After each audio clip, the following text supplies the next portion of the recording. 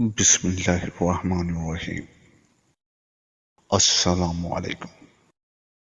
آج پھر حاضر ہوا ہوں ایک اور حکایت کے ساتھ۔ چلتے ہیں آج کی حکایت کی طرف۔ آپ نے اورنگزیب عالمگیر کا نام سنا ہوگا۔ بادشاہ وقت تھا۔ وہ قرآن پاک کی کتابت کر کے ٹوپیاں سی کر روزی کماتا تھا۔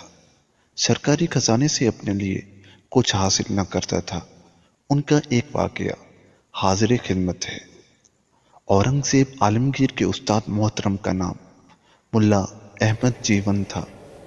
آپ نے ان سے دینی و دنیاوی فیض حاصل کیا تھا۔ اورنگزیب جب بادشاہ بنا، اس نے اپنے استاد محترم کو پیغام بھیجا کہ شرف ملاقات بخش۔ ملا جیون ایک بہت بڑا مدرسہ چلاتے تھے۔ وہاں ہزاروں بچے قرآن پاک حفظ کرتے تھے اور دینی تعلیم حاصل کرتے۔ جب رمضان کا مہینہ آیا، روزہ و اعتکاف کے لیے ملا ایک مہینہ بچوں کو چھٹی دے دیتے تھے تاکہ وہ گھر میں آرام و سکون سے روزے رکھیں اور اعتکاف والے اعتکاف کریں۔ مدرسہ ایک ماہ بند رہتا تھا۔ ملا احمد جیون اپنی شاگرد کی دعوت پر بادشاہ سے ملنے ان کے پاس تشریف لے گئے۔ بڑے عرصے بعد ملاقات ہوئی تھی اور اورنگزیب نے ان کی خدمت کے ساتھ ساتھ ان سے روحانی فائز بھی حاصل کیا تھا۔ ایک ماہ بعد ملا نے جب واپسی کا ارادہ فرمایا تو اورنگزیب نے مزید رکنے کی استدعا کی۔ سادہ مزاج خوش گفتار ملا نے بتایا کہ اب مزید رک نہیں سکتا کیونکہ بچوں کی تعلیم کا حرج ہوگا۔ اورنگزیب نے اپنے استاد محترم کی خدمت میں ایک چونی ہدیہ پیش کی اور محل کے دروازے پر خدا حافظ کہا۔ اس کے بعد اورنگزیب ملکی معاملات، جنگ و جدل، رعایا کی خدمت میں مصروف ہو گیا۔ یوں 14 برس کا عرصہ بیت گیا۔ ایک دن ایک آدمی نے اورنگزیب کو بتایا کہ بادشاہ سلامت، اب آپ کے استاد محترم ملا احمد جیون بہت بڑے ذمہ دار بن گئے۔ اب بڑی سی حویلی میں رہتے ہیں، شاہانہ انداز ہے، نوکر چاکر ہیں، سفر کے لیے بہترین گھوڑے ہیں، اور ملا اب پہلے والے ملا نہیں رہے۔ اورنگزیب نے اپنا ایک ایلچی ملا احمد جیون کے پاس بھیجا اور ملاقات کی خواہش ظاہر کی۔ ملا نے وعدہ کیا اور رمضان شریف جب مدرسہ بند ہوا اور تشریف لائے، نہایت سادہ لباس، مزاج میں عاجزی، لگتا نہیں تھا کہ وہ اتنے بڑے ذمہ دار ہیں۔ اورنگزیب نے ان کی خوب خدمت سیوا کی اور ان سے کچھ نہ پوچھا، جو اکثر لوگوں نے بتایا تھا کہ اتنے بڑے ذمہ دار ہو گئے ہیں۔ ایک دن باتوں باتوں میں ملا جیون نے کہا، اورنگزیب، تمہاری اس جوانی میں بہت برکت تھی۔ میں نے اس جوانی سے کپاس کا بیج لیا جسے بنولا کہتے ہیں، اس سے کپاس کاشت کی۔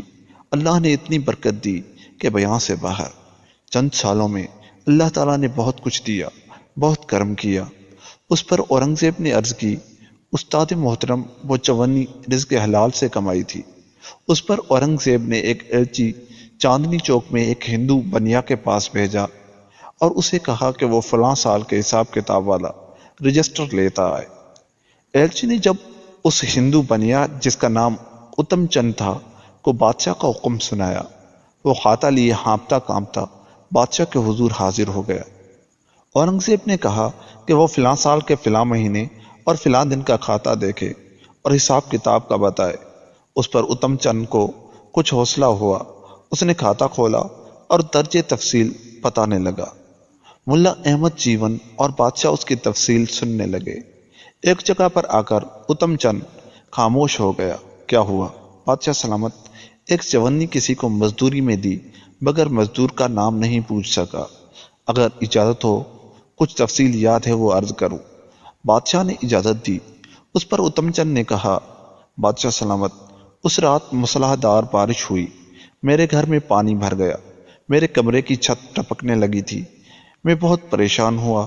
اس پریشانی میں باہر نکلا، ایک آدمی لالٹین پکڑے نظر آیا۔ میں نے اس سے پوچھا، بھائی مزدوری کرو گے؟ اس نے کہا، ہاں کر لوں گا۔ میں نے اس سے مل کر کمرے کا سامان نکالا، چھت پر مٹی ڈالی، پھر سامان واپس رکھا۔ اس کام میں 4-5 گھنٹے لگ گئے۔ اتنی دیر میں صبح کی اذان ہونے لگی۔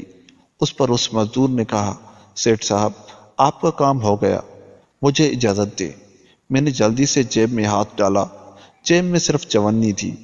میری مجبوری، میرے پاس اس وقت 54 تھی، ورنہ اگر روپیہ نہ صحیح اسے 58 ضرور دیتا۔ میرا ضمیر آج بھی کہہ رہا ہے کہ اسے مزدوری کم دی۔ آج 15 برس ہونے کو آئے ہیں، مجھے وہ عظیم شخص بھولتا نہیں۔ میں نے اسے کہا بھی تھا کہ وہ صبح میری دکان پر آ کر مزید مزدوری لے سکتا ہے، مگر اس نے کہا مجھے اتنی مزدوری ہی ٹھیک ہے۔ اس پر بادشاہ نے اسے جانے کی اجازت دی۔ وہ آداب بادشاہی کر کے رخصت ہو گیا۔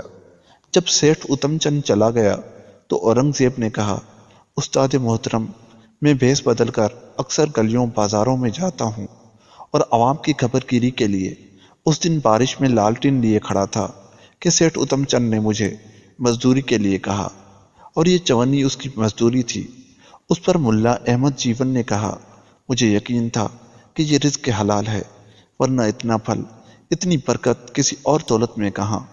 اللہ تعالیٰ رزق حلال کمانے والوں پر کرم کرتا ہے۔ اس پر بادشاہ نے کہا، استاد محترم، میری کوشش ہے کہ قرآن پاک کی کتابت کر کے مسلح بنا کر اور ٹوپیاں سی کر گزارا کرتا ہوں اور شاہی خزانوں کو امانت سمجھتا ہوں۔ اللہ تعالیٰ سے دعا ہے کہ وہ ہم سب کو رزق حلال دے اور ہمیں بھی اورنگزیب جیسا بادشاہ عطا کرے۔ ملتے ہیں کسی اور ویڈیو کے ساتھ، تب تک کے لیے خدا حافظ۔